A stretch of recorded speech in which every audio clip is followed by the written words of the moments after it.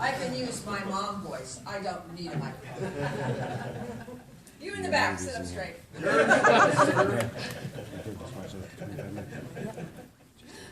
Yes, I'm talking to you, you see me. All right, well, let's get this one going. Welcome to the fantasy rating panel. I guess that's the best description of it, publishing and writing. My name is Shawn Speman. I'll be moderating the panel. I am an author as well, and I've known both of these lovely people for over a decade now. They're both fantastic writers, and show of hands, how many people are writers or want to be writing or publishing? Okay, I'm going home. Hopefully we'll say something semi-intelligent up here that you can take back with you, back home. I kind of thought I would start off with, we'll start with Terry, since he started writing first. Since I'm the oldest. How did you break into the field? Wow. How lucky Perhaps were you? the short version would suffice of that one. I was published in '77. I submitted my book in '74 to a publisher named Daw. Daw said, "This book is too big. It looks too much like Tolkien. We're not set up for this. Send it somewhere else. Send it to Ballantine." So I sent it to Ballantine, and that was part of the Random House complex, but not at that point. It is now.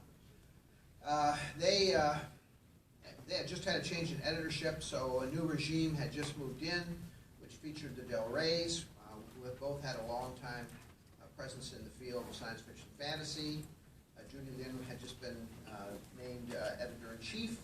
She took one look at it and said, "I don't want anything to do with this. I'm a science fiction person," and gave it to Lester and said, "Lester, what do you want to do with this?" He said, "I'll look at it." So that was it, basically, and Lester decided he wanted to prove a point, because at that point there wasn't anything much being done in the way of fantasy, and he thought that the publishing field was missing a good bet, and that they could publish fantasy and sell it in bestseller numbers. Everybody else laughed at that one, and he said, "I'm going to prove it. I'm going to do it with this book." And so that's how I got broke in. So right place, right time, right product. And he proved it. Yeah, he did. So that's my story. Well, I'm going to ask a question. Weren't you still in school, becoming a lawyer at that point? I was. I was still living in the dark side, and did not leave it till some time later. I had 4 books published before I left practicing law. That was on Lester's advice. The one piece of advice I think, in retrospect, I wish I had not listened to quite so closely, but I was. And I didn't know if I could get published like most writers who start out. I didn't know if anybody would pay 2 minutes worth of attention to anything I wrote. And I didn't know anything about writing. I said this yesterday at the panel. I'm one of those writers who became a writer who, I basically say I'm the poster boy for anybody can get published. Because I knew nobody and I knew nothing about being a writer. I had taken virtually no classes in writing, and was ignorant on top of being, clueless. But I managed to get the job done, and I learned in harness about how to become a writer, and I had a very good teacher, and that's probably what has saved my bacon and why I'm still around. Did you have somebody who taught you something, or did you have a writing class that was worth spit? I took I took one writing class in my 1 year of college. Yes. And I remember that we were doing, everybody brought a story and 1 story a week from a student, and it was critique. And the young man ahead of me brought in a vampire story. And the instructor looked, we'd all taken it home and read it, and I had my little critique sheet, and he stood up and he said, "We're not going to waste our time on this kind of thing." So that totally changed the story that I brought in.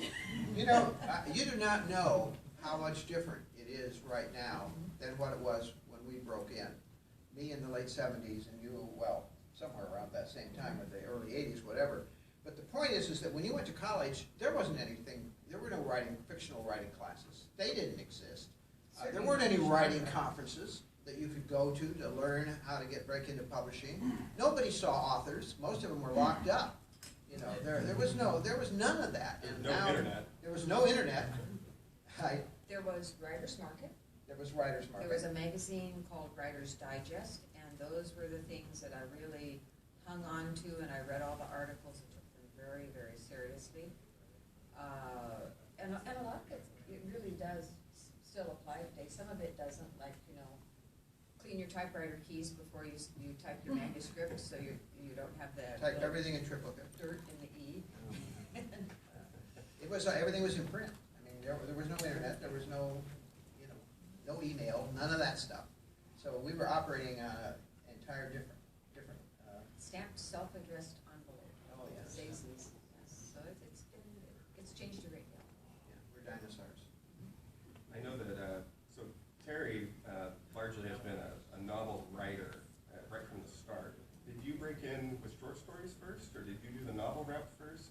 I started out writing for children's magazines under the mistaken assumption that it would be easier to write for children than adults. And it's not, because you're working with a very finite number of words and often a very limited vocabulary. So I wrote, back when Humpty Dumpty and Jack and Jill existed, as fiction magazines for children, I wrote for them. I wrote a lot of material for Science Research Associates, who are the little reading cards with different colors that are used in schools. Those were strictly work for hire, where I wrote the story and I sold it to them lock, stock, and barrel. I don't own those stories anymore. And that's one of the lessons coming up for me and for other writers at the time was, if you want to get published, you may have to sell your copyright too. And so those stories are out there. They're still being used in schools. It's funny, because I'll talk to my granddaughters who have used the SRA, and they've read some of my stories still. So. I think one of the lessons I learned about breaking in, that might be worth talking about for just a minute, is that you don't bargain a lot to get published. If you go into a publishing thing, negotiation with the idea that you're going to not settle for less than thus some percentage of whatever, you're in big trouble, because they don't care. They just don't care. And the fact of the matter is that you get the best deal you can with somebody you think will support your work. Champion. Champion it is what it boils down to. And particularly in our field, I was talking with the editor about 6 months ago at Del Rey, Ann, and she said, I don't look at anything that doesn't stand out. I don't have time for anything. We have no space in our list to put anything out there that doesn't have something about it that makes it stand out. So it's hard to get looked at, number one. Then it's hard to get them to look at you twice, unless you write something that really captures their imagination and makes them think they can sell it to a large number of people. That's just the nature of the business. So Robin, getting back to how you broke in then, how did that happen? Like, why did you stand out to the editor that particularly grabbed you and championed you? Oh, I had a great deal of luck, and there's a huge amount of luck to becoming a traditionally published author. From writing stories for kids, I moved up to writing stories for the big kids. I thought that if you should write what you know, then you should also write what you love to read, and I was reading a tremendous amount of science fiction and fantasy.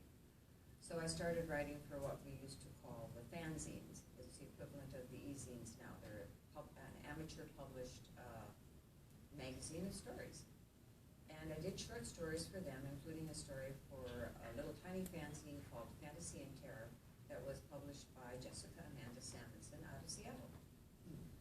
And I sold her a couple of stories, and then I sent a story in, and I didn't realize that at the same time she was reading for an anthology she was going to create called Amazons, all caps with an exclamation point at the end, that was for the strong women characters. So she bought my story for the anthology. The anthology also had the very first Paxenarian story in it, and it sold very well, and the anthology actually won the World Fantasy Award for anthology that year. As a result, my story was seen by a lot more people, including an editor called Terry Windland. And Terry said to Jessica that she had really enjoyed my story. One of the things I'd written in the short introduction to my story was that I hoped to write a novel about the same characters. When Jessica called me and said, Terry really liked your novel, your short story, suddenly that novel got moved to the front burner, and within 2 weeks I had actually taken 2 longer novellas about the characters and spliced them together in a way that I thought worked, and I sent it to Terry. And so that's bizarre chain of luck, but the luck is based on putting yourself out there and taking the chance. And some of my earlier efforts at writing, I look back at them now and I go, oh my goodness, there's probably 50 copies of that fanzine somewhere in existence still. What do I do about them? But it's luck, it's being in the right place at the right time, and it's putting yourself out there. And that still holds true today a great deal. I think it holds more true maybe today, even because we have access to the internet. We can put our work up for anybody. And I get emails from people all the time, you know, how do I get published? And they say, well, I'm considering self-publishing. And I tell them, well, do it. And a month will pass, 2 months will pass, and I still won't see their work up, and they're not putting themselves out there. So I think that's an important part of all this. You guys, you put the time in, you took those 2 weeks, and you put it together, and you sent it out into the world. Yep. And there's a lot of software to help. There's something called Caliber, which will help you put your ebook up in the different formats for a Kindle or a Nook or whatever. So there's a lot of help out there, and there's self-publishing used to have a certain not very nice cachet of, oh, you couldn't get real published, so you're self-published. That's gone away now, I think, largely. I think it's going away. That was a carryover from the days of vanity presses, where you paid to have your stuff done. And I think that stigma carried over into self-publishing too. There wasn't that much difference in the idea until now. Yeah, but now you have, of course, you have somebody like Andy Weir in The Martian, right, which was, he got denied by all the Random House, or all the publishers in New York. All of them said no to The Martian. And he put it up online for himself for 99 cents, had 500 reviews, 5-star. Random House took a look at it again, decided this is for them, and now it's, you know, starring Matt Damon making gazillions of dollars. Where have you been? So it can happen. There's so many success stories like that. Aragon would be another one by Christopher Paolini, where his parents helped him do the first publications of that book, and it went on to a booming success. Somebody else. Every writer I know has a story that involves luck and being in the right place at the right time, without exception. Everyone I've ever talked to has some kind of an interesting story about how they got where they are. So we'll switch to the craft now. How does, and we're going to open up the questions for you guys, so be thinking about questions that you want to ask Terry and Robin. But, And Shawn. He's the guru of self-publishing. The funny thing is that I'm probably the closest to how publishing is working now when it comes to self-publishing, because I've had to do it. So. Very much so. Where does a book start for you guys? Does it start with character? Does it plot, an idea? Well, I talked about this a little bit yesterday in my panel here, but for me, it always starts with being upset about something. I read the newspaper and something irritates me, which happens quite frequently in my life anyway. You know, I'm always saying, when I become king, this is how things are going to run. So anyway, I usually find some subject matter where I think people are either clueless or misbehaving or, you know, perpetrating an offensive scam on the public or something like that, and then I try to figure out what would happen if it continues in this vein and continues to be, you know, annoying. And eventually the story grows out of that, or at least the central thematic structure grows out of that particular irritation. And I find that the trick is then you have to build a story around this. You can't just, you know, otherwise it's a short essay on how you feel about something and nobody cares. So you have to build a story around it. You have to tell the story and let the story vent. And sometimes you have to do it so that you write your way to how you do feel about it, and you do it through your characters. But I'm more of a plot guy than I am a character guy, even though I don't disparage in any way the importance of characters. But for me, the story drives things. The story determines who the characters are. That's just the way I'm built. I don't know how that happened, but that just seems to be the way I am. It's interesting that Terry mentions the newspaper, first of all, because I read the newspaper faithfully every morning. And it's becoming a very old media, but it's also a fascinating place to find the things that don't rise to the top of the internet. You can get your news on the internet, but it's not, for me, it's not going to tell me what's happening in Tacoma, and it's not going to have the odd science articles that pop up on 7 pages into the newspaper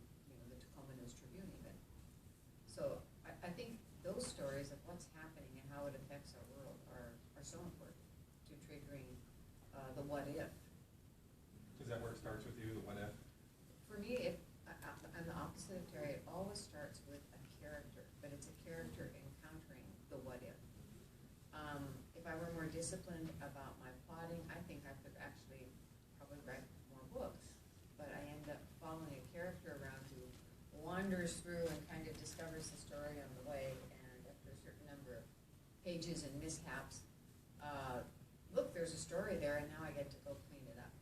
And I have some wonderful editors who actually do a lot for saying, let's make this a little more linear, shall we? And what about you? I'm actually a lot like Terry. I encounter something that just pisses me off, like you can't believe, and I go, why is that? And then the what if grows out of that. It's an organic process at that point for me then, because then I think about, well, who are the characters going to kind of intercede into the middle of this thing, and how does it affect them? And the 3 books I've written, all 3 of them, I've thrown out characters because they didn't work for kind of what I wanted to analyze and look at. So it's organic for me too. And thankfully I had Terry on my first novel, rip it apart and put it back together again for me. I ripped it apart, he put it back together. Yeah, that's true.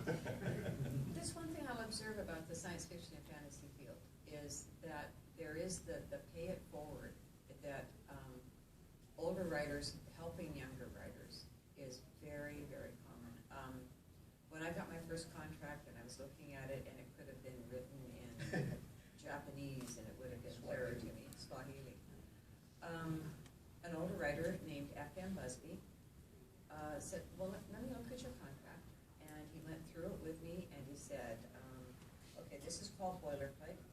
They're not going to change that for you. But ask for a change because it makes it look like you know what you're doing. And then on some of the other things, he says, okay, on this, you can push these percentages a little bit and they may give in. And again, it'll look like you know what you're doing. And this one's when I was just starting out and I had no agent to go through the contract with. So I was really, really grateful to Buzz.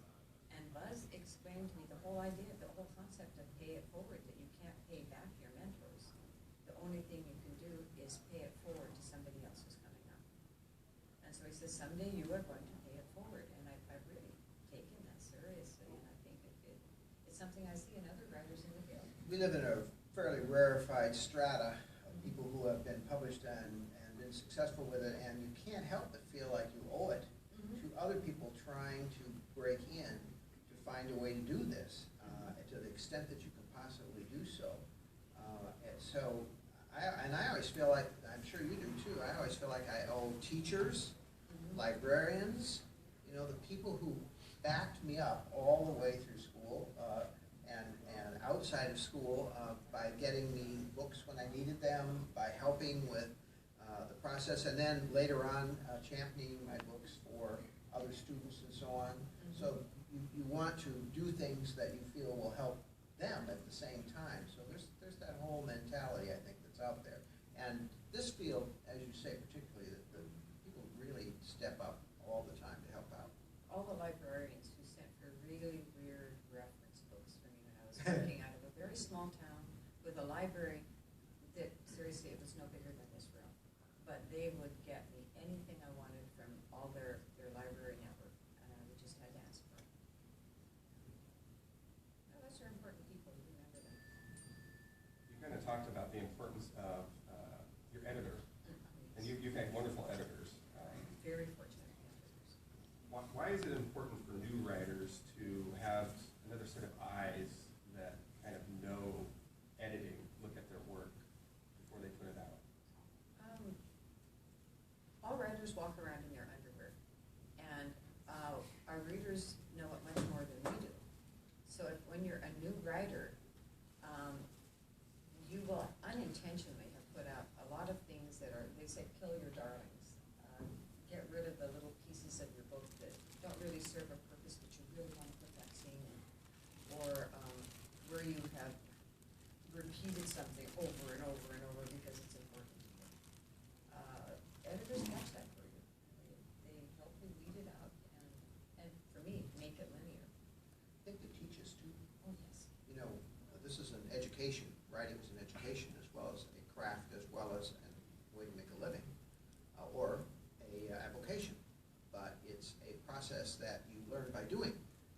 better at it if you do it. And the more you do it, the better you'll get if you're paying attention to what works and what doesn't work and to how people respond to it and so forth. So, you know. Is it still that way for you now after decades? Sadly.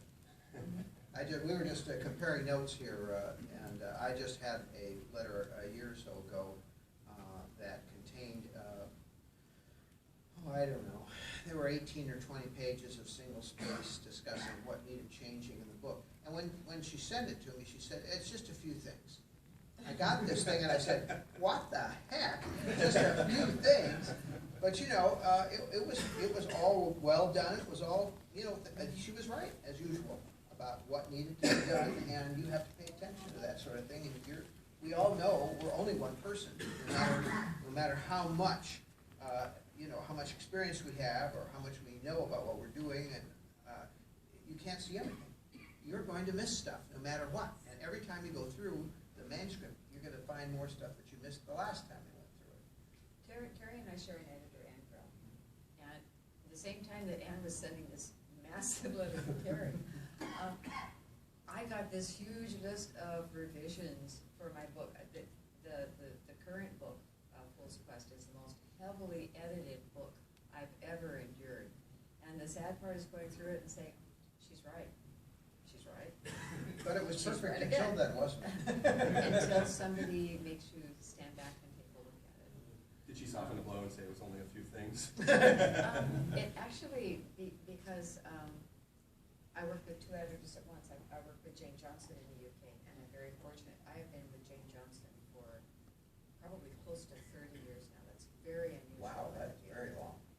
But, so, because the book comes out simultaneously in the US and the UK, Jane and Ann often work together. So Ann's comments were sandwiched in with Jane's comments. And when two editors are telling you, you're repeating yourself, then you really, you know, You pay believe it. attention, sit up and swallow it and go, you know, just take that blue pencil and go through it. Do you ever have a moment where one says one thing and the other one says the contradictory of it, and you have to Yes. decide who And you're then going to piss off? you have to decide what's the best thing for the story and how strongly you as a writer feel about it, and try to walk the middle path. I don't think they take it personally. Oh, no. You know, they're they're there to professionals. tell you what they think needs to happen, and if you blow them off, then it's on you then. So you do owe it to them and to yourself to pay close attention. I was gonna say, I don't know anybody from 30 years ago, they're all gone, in the whole publishing house. Jane Johnson is still editing me in the UK, and it's funny because at first she was pretty much seeing that I'd been published and then buying it, and for whatever publishing house she was with, but then became an active editor as the years went by. When did you get an agent? I How got long an into your agent career? For my third book, and I got an agent because F.M. Busby said to me, go ask your editor to give you references for 3 agents. And I said, isn't that kind of like, you know, throwing myself into the lion's den? And he said, no, because your editor will take pride in referring you to a good, competent agent. She or he will refer you to somebody that they enjoy working with.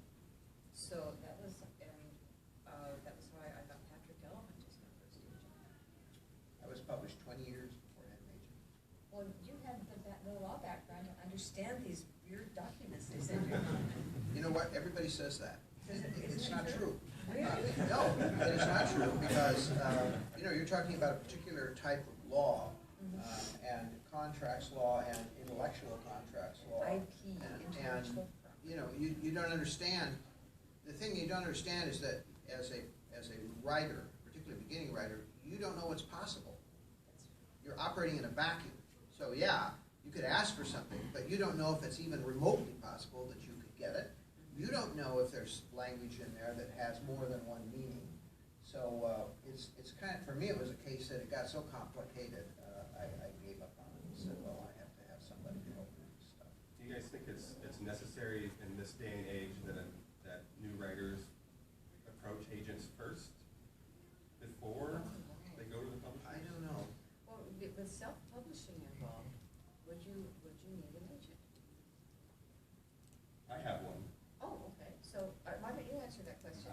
Yeah, Yeah, why are you asking us? I have one for audiobooks. Oh. I mean, the agent And takes movie care of rights everything, and but, everything like that. yeah, but all the additional stuff that's necessary. And they're very good at what they do. I remember initially trying to break in the normal route, you know, the traditional route. And it was hard going. I mean, finding the right person that really believes in your story and the championship, and eventually I landed on two different people that wanted to, you know, basically take my work out into the world, and then due to other reasons, I had to pull it back. But on my first book, I didn't do that. I just sent it to the publishers, and 10 months went by, because I had nobody professional pushing the publishers. So I just wanted to hear what you guys thought. But I don't know that there's a straight answer to that. I think it's, you try everything. And if something works, great. The one thing we know is that if you do get published, you'll get some people who want to agent you. It's as hard to find an agent as it is to find a publisher. Yeah, for me, I had enough good numbers online, self-publishing, that, Yeah. yeah. I do think you need to have a website and a Facebook page, and you need to make them professional. And the sooner you do it, the better. Once upon a time, I would have sneered at such an idea. No longer. And I think you have to have that, because that's how all the promotional work and marketing is pretty much done now. The old days of flyers and so forth are kind of gone by the boards. Yeah. So I do think you have to have that. To add on to that, the two best things I ever did, self-publishing, if any of you are self-published or whatever, the best thing I did was I hired a real editor, and she copy edited the whole book and, told me this M dash is stupid, get rid of it. And she found all the repetitions and stuff, and that was very helpful. And the other thing I did was I paid for really nice cover art. Yeah. Because nobody will look at a book if it looks like it is self-published. Yeah. So, let's open up to questions. Anybody got any questions? Oh, come on. Stunned. Stunned by brilliance. Stunned by our brilliance. Go ahead. In your nonfiction book, you talked about how miserable your experience writing that book was, and then how much better it was working with George Lucas on the Batman. If Disney or LucasArts came to you, Lucasfilm came to you and wanted you to do another Star Wars novelization, since we're going to be getting Star Wars movies every year now, would you be open to doing that? Can you repeat that, Terry, so people know? Yeah, the question was, I wrote Star Wars, Phantom Menace with George Lucas, or for George Lucas, in the late 90s. And if he reappeared on the scene, which he won't, because he doesn't have those rights anymore. So if Disney reappeared, let us say, which they won't, because I'm too expensive for them, would I do it? And the answer is no. But only because it's one of those things you only do once. Do it once, if you have a good experience, which I did, let it go. You don't need to do another one. What about you, Megan? If Disney contacted Ryan Blue and said, we want you to write The novelization of a novelization of episode 10 or something. I can't write other people's characters. It just doesn't work. I just don't know them well enough. So for me, it's a question of, I would end up changing it so much it would be unrecognizable, and that's not what they're looking for. So The mouse is cheap anyway. I can't write somebody else's characters, or I can only write mine.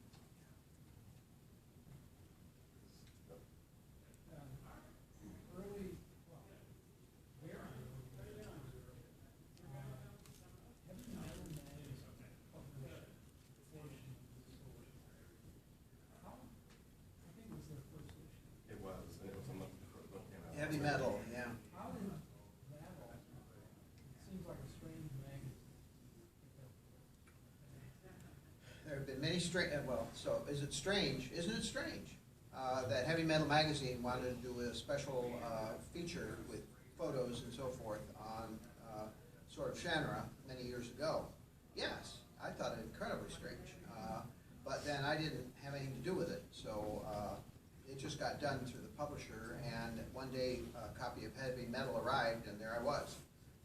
Or there the story was anyway. So it was one of those things, but there have been many strangenesses in my career in terms of what's happened and what hasn't. I mean, who the heck knew I'd end up doing a show with MTV? How strange is that? You know, but sometimes these things work out better than you think they're going to. You're and going you to don't love want the to blow musical them off. numbers in the middle. When Justin Bieber shows up, it's I know, heads just exploded there, I know. I want you to know that I have never, do not repeat this, I've never seen MTV. I have no idea what goes on, but I know something must go on. But I was forced, because of this, to watch the MTV Awards, because they were going to do the trailer, this new trailer, and I needed to see it and be able to respond accordingly, rather than say, well, I didn't look at that. So I watched MTV for, I think it was about an hour of MTV Awards before they showed the trailer, and I never hope to live like that again. He called me halfway through, and he called me halfway through. So, are you watching this? Talk about mind-numbing dribble. A lot of award shows are like that. Yeah, they are. They really are. All right, there was a hand up way in the back. First, I'd like to thank you, Robin. My wife is the online editor for the News Tribune. So just to hear you, at least appreciate newspapers some. She has to deal with all the trolls who like to jump in and talk about how newspapers are dead and how we're wasting our time. No. So thank you, first and foremost. That's my first thing every morning, coffee in the newspaper.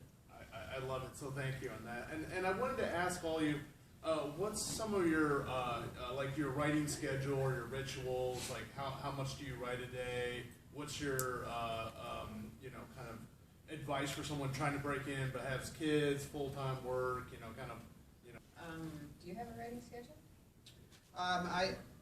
Do you? I have children, I and think, grandchildren. yeah, right. When we started, I think particularly the writing schedule was determined by our other life outside of writing. We worked jobs, we went to school, whatever, which required you to put in certain hours there. If you happen to be married, and then when you happen to have children, they took up a chunk of your life as well. So then whatever's left over after that, that's when you wrote. And the thing you learn early on is that if you wait for the chance to write, you will never write. You write when there's 5 minutes of time or 30 minutes of time or an hour's worth of time, and if you can't, or you do what I did. When I got to the point where it was clear that I was never going to get anything written unless I changed my life, I quit watching TV. Yeah, there's a whole decade of television that I know nothing about. Yeah, me too. Gave it up. So, my husband is, he's recently retired, but he used to sail, so he was gone for usually 7 months of the year, he'd be gone. And so I functioned largely as a single parent. Often I had at least a part-time job as well, and I had 3 children. So the writing fit in anywhere I could fit it in. It meant that when I wasn't selling ladies' apparel at Sears, I was on my lunch break, and they used to make little steno notebooks for stenographers. They're a very nice size, about this big. They fit into a diaper bag, they fit into a purse, and I could flip it open and I would write by hand. And then in the evening, after lunches are packed and kids are finally in bed and the washer and dryer are both going at once, I go to my office, which if I backed up the chair too much, it would hit the washing machine. And the spin cycle, oh my gosh. When the first computers came out, I'd have to time it so I could turn off the computer before the spin cycle shook the whole room because the hard drives didn't like it. But that would be my time to take out my notebook and transcribe it either onto the typewriter keyboard or onto my keyboard. And that would be actually the first rewrite because I would be typing in something and I would say, I haven't set the scene at all, and that's when you add two sentences of description, and I would go a little further and say, this dialogue is really bad. What would somebody really say? And so it was actually the first rewrite too. But those little minutes during the day, I've written sitting at a sticky table at a roller rink. I've written sitting on the edge of a sandbox, waiting for a little league practice to be over. All of those minutes where you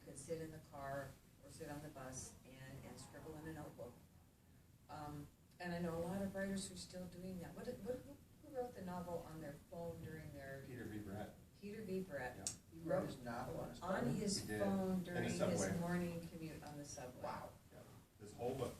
Holy So crap. writers are still doing that. You find the minutes, and he's a parent. What a coincidence. He's a parent now.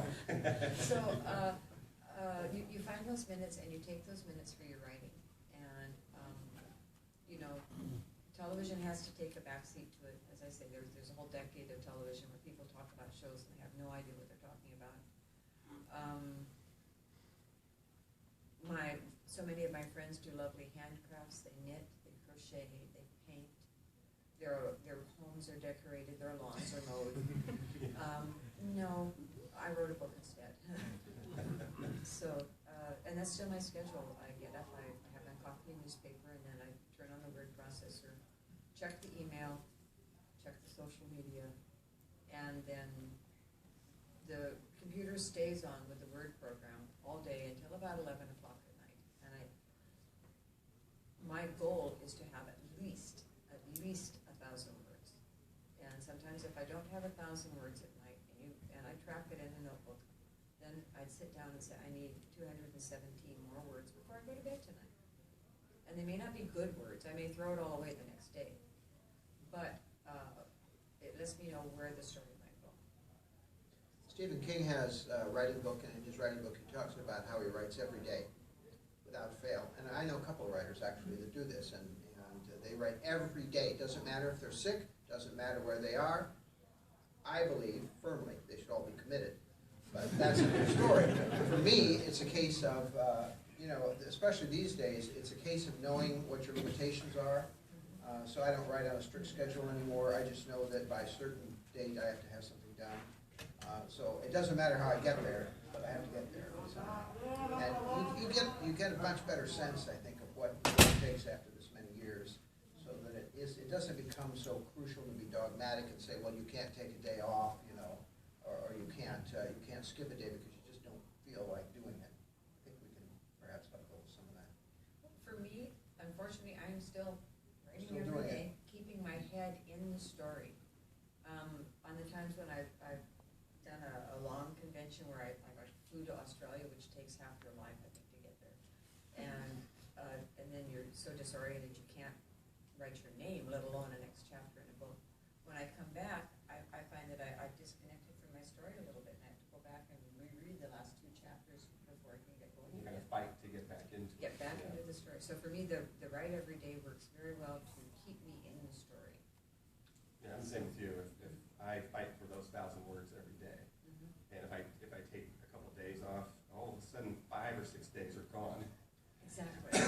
So, and I write in the morning. I find my prose is better in the morning, but I have a new wife, and I've had these people as mentors for a very long time, and I'm very aware that when we have children, I'm going to be writing at night. And actually, one of my favorite stories from Terry's daughter is that she used to fall asleep at night listening to his Royal typewriter. And there's something, I don't know, kind of romantic about that, I think. So, Soothing. I won't have a Royal though. You can turn on the clicking. That's a clicking noise on the keyboard. Good question. Robin, you was talking about writing on a stereo pad and so on. And recently I heard Neil Stephenson talk about, he did an experiment where he wrote a novel in pen and ink to see how it compared. And he said he actually found himself thinking more about what he was writing, and he was doing it in the way he said it. Are there any differences you notice in handwriting versus how you put the words down, things like that? I'm going to repeat what you said because I'm not sure people in the back could hear. We're talking about writing by hand as opposed to typing, and that Neil Stephenson recently wrote a novel with pen and ink and felt that he paid more attention to his writing process as a result of doing it. Am I paraphrasing you Yeah, right? I think that's fair. I do so much of both that I don't think I really differentiate, but what I have discovered is I cannot talk a book. My hands are starting to, I'm starting to get degenerative arthritis, which is just normal wear and tear. I've worn out my joints. So I thought, okay, well, I'm gonna try Dragon Naturally Speaking, and I'm going to talk a book. I cannot talk a book. I can talk email. I can, dear so-and-so, I believe that the only you have sent me is incorrect. Please, whatever. Because that's very normal workaday conversation. I cannot talk a book. When I tried talking to my word processor, I get a lot of ums, and it doesn't come out sounding like I'm writing a book. It's not the writing voice. It's not the storytelling voice. And there's a real difference between the conversational and the storytelling voice, and it has to come out of my fingers. I can write it, I can type it, I cannot speak it. It's very strange knowing that my brain is rewired for that. This just points up what we know, that there's a lot of ways to skin a cat. Kevin Anderson writes all his books by walking in mountains and talking into a handheld recorder. Really? He claims. He's a fiction writer, he's a lawyer. Yeah, so like Neil Stevenson, who had tried this, and I remember my first editor used to say that computers were the bane of existence because people didn't think anymore. They just put words down without thinking it through and thinking of where they're going, like you did if you had to stop at handwrites in a slower fashion. So there you go. But I can't write if I'm not on a computer. I can't do handwriting at all because, first of all, I can't read my handwriting. I can't. It's terrible. I should have been a doctor instead of a lawyer. But I can't read it, and it's hard. It's hard to do it that way. So I'm good. I'm a good typist, keyboardist from earlier days. So that's how I learned, and I think how you learn to a certain extent determines what you can do later too, what you're comfortable with, because you do have to think about your story in any way that you're working, and it has to be organic. You can't force that to happen. You just have to let it come in some kind of a natural way. And if you're trying something new, it usually throws you off in some fashion from what you're used to, like you said, with trying to suddenly decide you're gonna do it by talking to Siri or whoever. Yeah. Have you ever used it? No, I don't. I'm the same. I'm the same way as you. Yep, I'm 100% typing, and I also have terrible handwriting. I can do that. I think that for me personally, when I'm writing, I do it in furious bursts, and I don't think I could achieve that if I was handwriting. I will furious write a paragraph, and I have to get up and walk around the room for a minute, and I sit back down, and I'm furious right back at it, and that happens over the course of 4 or 5 hours every morning, and it's just the way I'm built. And I think what Terry said is true. It's everybody's built differently when it comes to writing. I told myself when I started doing all this that I was going to set up my writing life as I knew Terry's writing life was, because then I had no excuse if I couldn't make this work. It wasn't going to be because I didn't have the right computer. It wasn't going to be because I didn't have the right chair. And through the course of that, I realized I had to evolve a little bit because I'm not Terry. There's just some things that didn't work right. Yeah, but that's process, and it's a process that every writer has to discover for themselves, I think. Yeah. Good question. How do you feel about fan fiction? Terry, me, Shawn? Any of you, all. I'll be honest, I don't care for it. Anything that has my name on it, I feel responsible for. And so when somebody writes fan fiction that doesn't meet my literary standards or has kind of a pedophilia slant or is simply, 5 sex scenes with my characters, and then they put my professional name on it, which comes right back to me. But Those stories are hot. They don't put their name that goes back to their address and phone number. It's my name, and that seems tremendous fanfare to me because I have no control over the quality of writing or the content of the writing. When somebody writes a scene in which a woman is raped to teach her a lesson, or Fitz beats Molly for talking back to him, and it's my characters, and it says, oh, this is inspired by the work of Robin Hobb, What a And compliment. it horrifies me, and I have absolutely no control over it. Yeah, So- I have kind of a funny story when it comes to that, because I've always known I wanted to be a writer, and I just didn't kind of have the vehicle to do that early on. And when I began Terry's website back in 1996, which seems forever ago now, thanks, because I'm old and getting there. One of the first things I did on that site, this before it was official, I hadn't even met Terry in official capacity, I wrote a scene with Walker Bow, awakening from a druid sleep, and it was, a new threat to the Forelands, and this is before Ilzawitch came out, so this is, pre-2000. And I was flooded with people saying, is this the new Shannara? Now, one, that's a great compliment, but two, it really made me realize that the stuff that's out there, people can really misconstrue who it's from and what it is. And I've taken that lesson to heart, for me anyway, when it comes to fan fiction. I think if somebody wrote fan fiction set in my universe now, I'd be terribly flattered, because I'm a new writer, and I think that'd be kind of neat, but I also see the dark side of it too. You can't really control this stuff. Yeah, you No, can't you control it. You can't control You it. can't What obsess we about it. can do is that if the people who are writing fan fiction are trying to pay you a compliment, then, you have to just accept that they're doing what they can with it. But if they stick your name on it, or if they charge money for it in any fashion, the publisher will go after them like you can't believe. They have lawyers waiting to speed down the road and find these people. They'll get them. So that's it. But as far as trying to say, well, you could write a letter and say, don't do this, but you really have no control over it. There's so much on the internet you can't control anyway. In the back, since you haven't asked one yet. I guess for all of you, just out of curiosity, do you have like any favorite, bands? Bands, Nightwish. You mean music? Yeah. Oh, Nightwish is coming to Seattle. geez, I like all kinds of music, pretty much except hip hop. I don't like hip hop. But that's because it's not my generation, I think. But I think everybody likes music of some sort and listens to it. I don't listen to music when I work. I work in a cocoon of silence. I can't write. If there's anything to distract me, it's why one of the reasons I quit looking at TV, because I'm addicted. So but I like all kinds of music. I'm with Terry. I listen to music, especially in the car and the radio.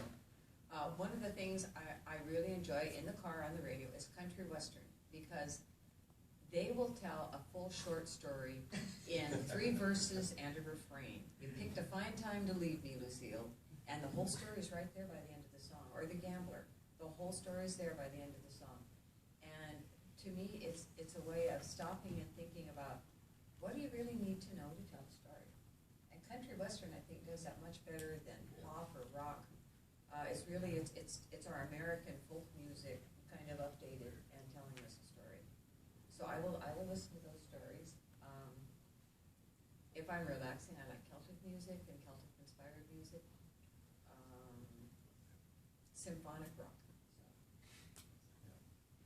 I grew up in the 50s and 60s on folk music, but my family has banned it. So I'm no longer allowed, except in private, to listen to this music. I'm so upset with it. His daughter shakes her head in here. You old dog, you, right? I listen to a lot of different music. I'm a huge fan of Dave Matthews. I'm a huge fan of Disturbed. Try to put that together. I have no idea how. But I only listen to music when I'm answering emails. I'll turn on my Pandora and I'll go through all my emails and answer all the questions that have come in or whatever. And then it gets turned off and I write kind of in a cocoon of silence too, so. I like music going in the background. I think it's because I wrote when the kids were younger and in the house, and silence is the danger sign. So having the radio on or music, is much better than dead silence. And I write with grandchildren running in and out of the house, and the cat coming in to help me. Wow, So I'm impressed. no, it's a different kind of silence, a different kind of comforting. That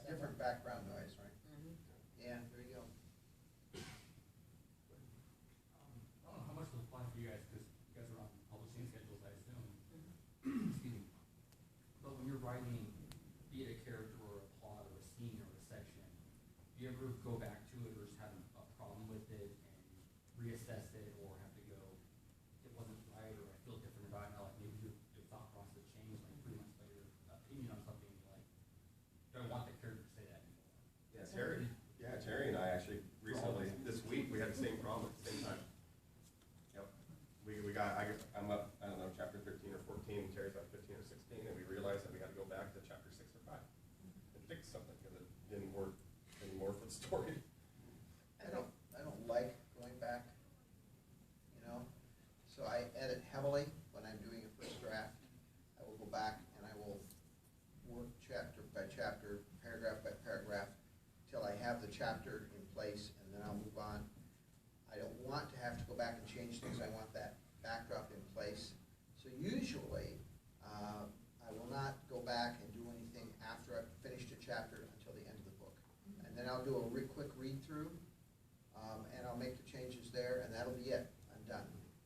And then I wait for other people to tell me what the heck's wrong with it, which they would be happy to do. For me, writing is more woven than linear, in that I will be writing along and the story is flowing well, and suddenly something's wrong, and I can't write, and I can't push the story on. And that's when I will go back 2 or 3 chapters and say, just gonna reread these past 2 or 3 chapters, add a little description, correct a grammar error, fix some spelling, and suddenly I'll come to a place where I thought, that's not right, they wouldn't do that, or he wouldn't say that. I fix that, and then my brain lets me go on. Now, sometimes I will be writing chapter 17, and I will think, if this conversation had happened in chapter 2, I could have this happen now. And I don't want to go back to chapter 2. So I actually have a file on my computer called the go back file. And the go back file will say, in chapter 2, go back, insert scene where somebody says, I've always been allergic to lavender, and please get it away from me. Now in chapter 12, when he's being chased by the bad guys and he has to hide in the garden, and he gets into the lavender and he has a violent sneezing fit, it's believable because I put that in. But that would be something for the go back file. Insert that, you know, he doesn't enjoy lavender, he has an extreme allergic reaction, and then you can do that. So it's everybody does it differently. Yeah. I remember my first book, I had a iMac, and the whole bottom of the right-hand side was Post-it notes. All the way up, and it took me a whole book to figure out what Megan does in a file, Robin does in a file. Got a question back there. So my question corresponds with the last question. We have one of the original publications, so Sword of Shannara, and the description for the Elfstones is completely different than what the Elfstones ended up being. Was that your choice, or was that your editor's choice? It's a horrible question. Different. Sorry. So the description, which book Of the Elfstones, like if you read is this different one, than what? of what it ended up being, your description in the Sword of Shannara is not what you ended up writing for the Elfstones. Oh, you're talking about a difference that occurred between Sword of Shannara and Elfstones, right? Yeah. Wow. 5 years. Between books. You know, you forget. I have no answer to that one except that in between book 1 and book 2, when I was still working a job, and my second book had just been rejected, I was traumatized for about 3 years, so I probably just got the name Elfstones in there any way I could, and that was that. But those things happen. You know, I have one book. This is how bad it is. I have one book, Druid of Shannara. If you look at the cover of Druid of Shannara, the druid is on the being, you know, reassured by this young, beautiful woman who in the book is quickening, and arm is gone. Well, I looked at that cover, and I love that cover. That's such a great cover, but it's the wrong arm. You know, his left arm is missing. It's supposed to be his right, or vice versa. And you know, it was too late to go back and change the story. I think these things just sometimes happen, even with your best efforts to get them right. It does. If you're just starting out writing a novel and you think it's going to be a long novel and maybe have sequels, here's my advice. Every time you capitalize a word or a place name or bring a character in, open up a secondary file on your computer and put that word in alphabetical order. Do a cut and paste of the description of the character, or make a notation of this town is northwest of such and such, and it took them 3 days to get there. Create your glossary as you go along. 3 books later, you will love yourself. Because you hate going back into that first book or whatever and trying to find the eye color of this tertiary character that you decide to make a main character in your next book. And and if you can, page numbers will change, but usually if you say, first introduced in chapter 14 of such and such a volume, you'll be able to go back and reread that first introduction. That has saved me so much grief on my recent books. The other thing that I would strongly advise, if you think you're gonna come back to characters or a world, create a timeline so your characters age at an even pace. Because you're suddenly going to say, wow, this character was a baby when this character was 15, now this character is 30, and this child's only 5. Something's wrong here. And that timeline will just save you, and that glossary will save you so much trouble later. Nothing will save you. I said to myself after Walker Bow were hobbled around for 4 books, that was it for physical, handicaps. I wasn't going to do it again, because I spent the whole book trying to get that stupid arm thing straightened around, and then they screwed up the cover anyway, and that was so no more, right? So then I wrote Running with the Demon, and John Ross walks with a limp, right? No, not always. Sometimes he runs. He's running, and I think, God, what the heck? I had to go all the way through that book too, and make sure that his physical performance at any given point meshed with his particular handicap. And then I swore off of further handicaps. It has not worked well. You'll write scenes in which the character is holding a cup of coffee and a newspaper and picks up a book. Yeah. And It's so easy. A Four good arms. copy editor, they will save you. But sometimes they just get through. A good first reader will save you. Even. Yes. All right, we're running out of time here. Got one question maybe. Terry Brooks, I really loved your books. I used to work at Borders when I was open, and you were one of the ones I recommended a lot of times. Thank you. In your field. My question is, I drive a lot now in my business, and my mind's constantly doing stories. By the time I'm getting where I'm going, the story's gone. Yeah. I've tried using recorders, and I'm like you, I don't, when the recorder's on, since the recorder's off, my mind's going again. So what do you recommend for something like that? I think you have to train yourself not to forget. You may not remember all of it. You may not remember it in exactly the right way, but you'll remember the bones of it. Yeah, kernel. It's like, you have a dream, and it's a great dream, and 5 minutes after you're awake, that dream's gone. It's just gone. And I used to wake up at night and write notes, and I'd get up the next morning, I'd look at the notes, and I had no clue what those were about. And with ideas like that, if they're important ideas and they mean enough to you, I think you can train yourself to remember the basic bones of what those ideas or those characters or those scenarios are. And then when you get to a stopping point, you write it down right then. So that's my thing. I think that's part of what you have to do, because you're always, if you're a writer, we talk about how you're a writer all the time. There is no 20, you don't work for 8 hours a day, you work 24 hours a day, because you never stop thinking about your story. As a result, you have to be prepared to act on it whenever you can, and to try to remember it for longer than the space of time when you're in the midst of doing something else. So, not a good answer, but an answer. I don't know It's about, absolutely true. I don't know about, maybe when you drive, does that energize your thinking? Your writing thoughts? At my age, I've begun forcing myself to pay super good attention when I'm driving. I don't drive at night anymore, Yeah. and I'm very aware that my abilities as a driver are daylight and be on high alert at all times. Who's behind me? Right on the side.